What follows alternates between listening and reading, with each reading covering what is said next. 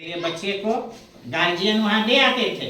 उपनयन संस्कार के बाद सीधे गुरुकुल जाया करते थे और जब तक शिक्षा पूरी नहीं होती थी तब तक वहां से नहीं आते थे। एक शिष्य शिक्षा प्राप्त करने के लिए गुरु जी के पास जाता है, बहुत उतावला है। गुरु जी कहते हैं,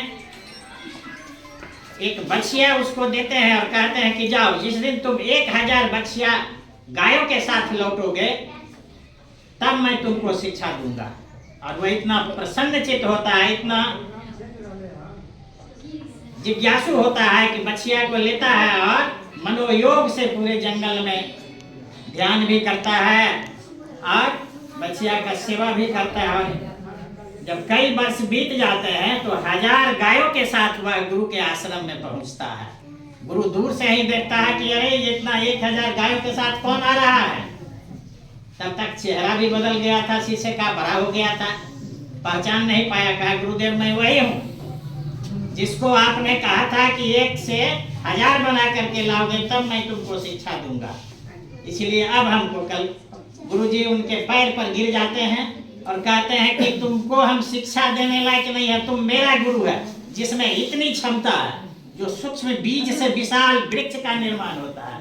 हम लोग बरगद का पेड़ देखते हैं, पीपल का पेड़ देखते हैं, अगर उसका एक बीज जो देखेंगे तो कितना सूक्ष्म है, और उस बीज से क्या होता है, विशाल वृक्ष का निर्माण होता है।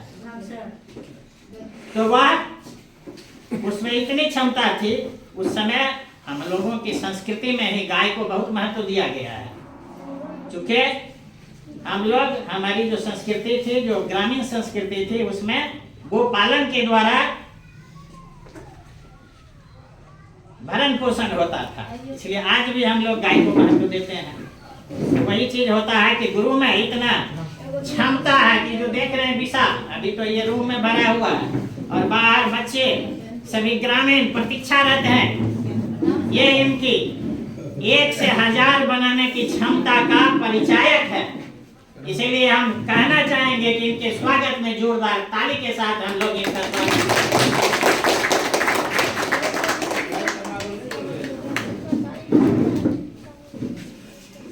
पंडित जवाहरलाल नेहरू ने कहा था, every day is a new beginning for us, every moment. प्रत्येक दिन, प्रत्येक क्षण हमारी एक नई शुरुआत होती है। हर क्षण हमारी नई शुरुआत होती है, हमारा दायित्व बदल जाता है। तो धर्मकांत बाबू जो है कहते हैं कि सेवानिवृत्त हो गया, रिटायर हो गया, अब हम कोई काम, तो ऐसी बात नहीं है। इनकी अब नई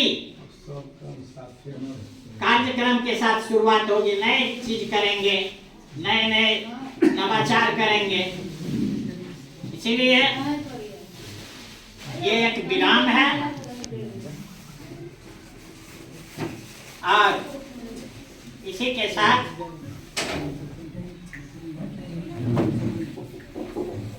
हम लोग जितने भी शिक्षक हैं, हम लोगों ने देखा है, गांधी जी का कहना था कि by education we mean taking out all the west, body, mind and spirit. हमारे अंदर वो चीज छिपा हुआ है, भौतिक, रासायनिक, आध्यात्मिक, उसको हम लोग निकालने का काम करते हैं, उनके बच्चों के भीतर से निकालते हैं। वो चीज पहले से है, खोज करते हैं।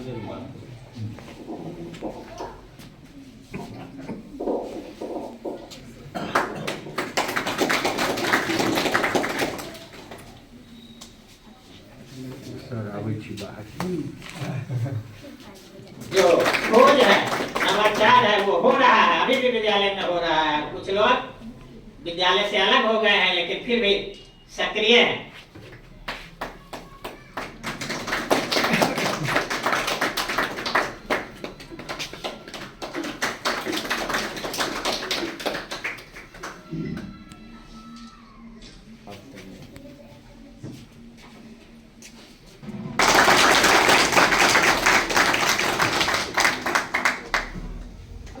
श्री प्रेमचंद बाबू के उद्गार को सुना और एक अभिभावक की भूमिका में अभी कार्यरत लोगों के लिए इन्होंने उचित मार्गदर्शन भी दिया। एक अनुभवी व्यक्ति की आंखें जिन दृश्यों को देखती हैं और उनके मानस पटल पर अपने अतीत के कर्तव्य के दिनों के जो प्रमुख बातें होती हैं उसे उन्होंने साझा किया। श्रीमान, आपका बहुत बहुत आभार, धन्यवाद।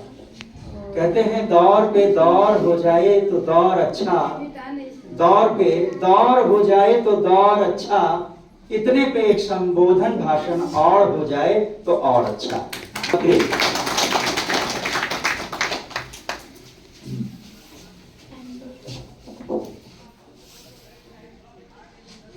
धर्मकांत बाबू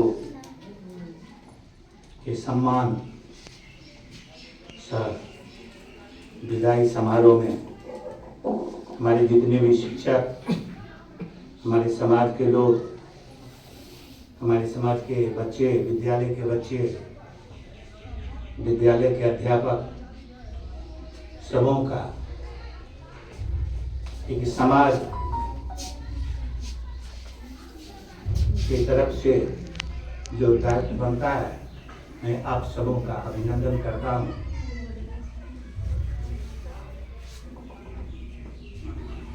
बेटी को लोग बड़ा प्रेम से विदा करते हैं, परंतु बेटी जब जाने लगती है तो घर के सभी सदस्य रोते हैं और बेटी भी रोती है। हमने उस पल को अभी अभी देखा जब अंग वस्त्र इनको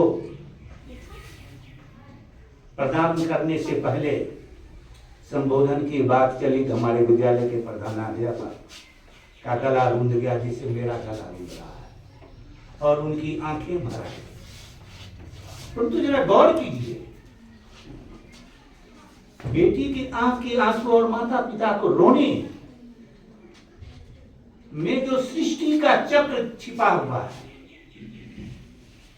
वह बेटी अपने मैके से ससुराल नहीं जाएगी तो सृष्टि का चक्र नहीं चलेगा।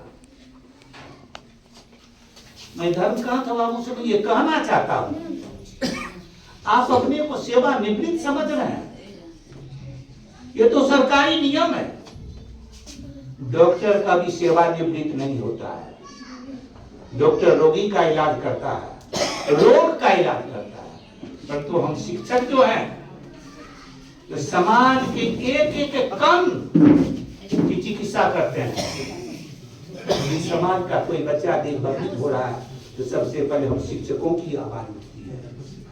यदि समाज में किसी भी तरह का आडंबर या अव्यवहारिक कार्यक्रम यदि चलता है तो सबसे पहले शिक्षक का ही जोड़ चलता है। पहले आप एक दायरे में थे, अब आपका दायरा विशाल हो गया, आपका कार्य क्षेत्र विशाल हो गया। अब आप इस विशाल कार्यक्रम में जब प्रवेश करेंगे आज के बाद से, तो आप प्रभु से यही प्रार्थना करेंगे, प्रभु आप हमारी जीवन को और लंबा कीजिए ताकि मैं समाज का सेवा कर सकूं। समाज में आपकी आवश्यकता है। अभी शिक्षा की व्यवस्था जो हमारे देश में है, दो तरह की धाराएं बह चुकी है इस देश में। एक वैश्विक शिक्षा और वैश्विक शिक्षक, और शिक्षक जो हम सभी हैं। वैश्विक शिक्षा विकास दिव्यकृति खान सर फिजिक्स वाला, वो बच्चे के चरित्र से मतलब नहीं है उनको, और विषय का ज्ञान, वह विषय का ज्ञान ताकि सरकारी पद पर और अपने पैर पर खड़ा हो सके। परंतु एक आप हम सभी शिक्षक हैं, सो समाज को साक्षरता की ओर, समाज के हर एक बच्चे पर आपका ध्यान केंद्रित है और होना चाहिए। हम समाज के ऐसे ऐसे बच्चों को सींचने का प्रयास करते हैं और करते रहेंगे जिसको विकास दिव्यकृति से ज्ञान प्राप्त करने का अवसर नहीं प्राप्त होगा। खान सर के कोचिंग में जाकर पढ़ने का उन्हें औकात नहीं, परंतु आपके नजदीक जाने का औकात है, मनोबल है, उसकी इच्छा है, कारण वो बच्चे समझ रहे हैं ये सर, ये शिक्षक, ये अध्यापक हमें साक्षर करेंगे। इसलिए विद्यालय के बाद भी यदि आप जिस समाज में हैं वो समाज का बच्चा यदि कुंठित हो गया है तो हमारी जवाबदेही बनती है, और वो जवाबदेही कल से आपके कंधे पर है। कोई मिले अथवा न मिले धर्मकांत बाबू, मैं तो हर मोड़ में आपको मैं मिलूंगा, मैं हर मोड़ में आपको मैं मिलूंगा। आप अपने को कभी अकेले मत समझिएगा। लिखाए पढ़ाए, भजन भाव, गोष्ठी, अध्यात्म की चर्चा में मैं आपको हाजिर मिलूंगा, और मैं आपके कंधे से कंधे और पैर से कदम मिला करके मैं चलने का प्रयास करूंगा। इससे अधिक मैं क्या मैं आपको।